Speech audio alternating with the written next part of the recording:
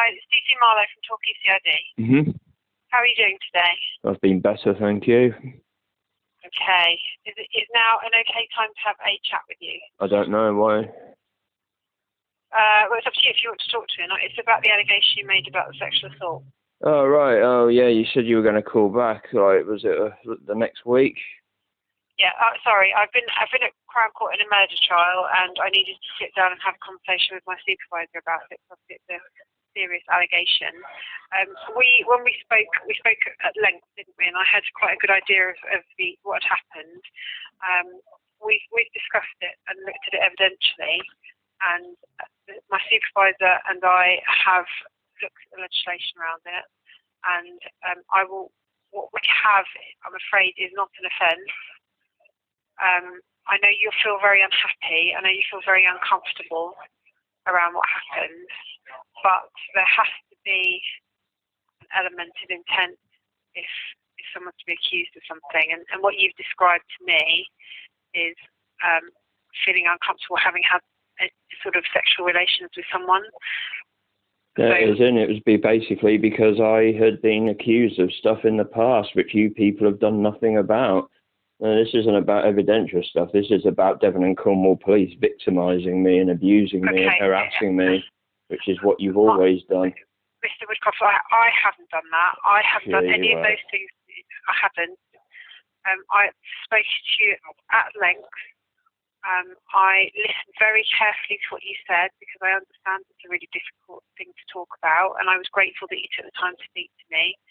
But in some cases, if we don't vocalise that we don't want to do something, it is not an offence. If that person doesn't know that you don't want to do it and we haven't told them, there's no reason for them to suspect. If you're not intoxicated or any of those things, I understand that you feel very uncomfortable about it, and that you feel that it shouldn't have happened, that they should have known better, but there is no...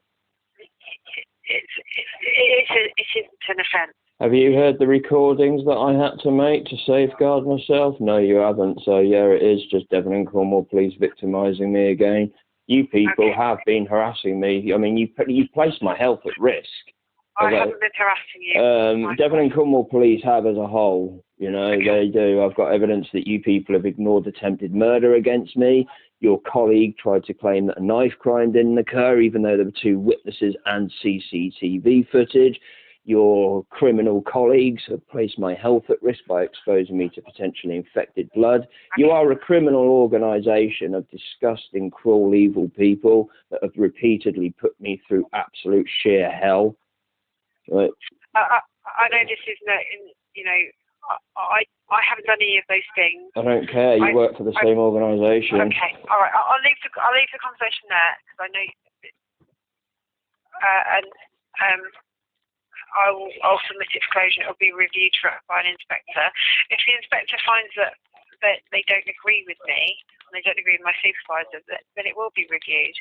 But at the moment, of course it will. You're all corrupt. Yeah, of course it won't, because you're victimising me. You people have been victimising me.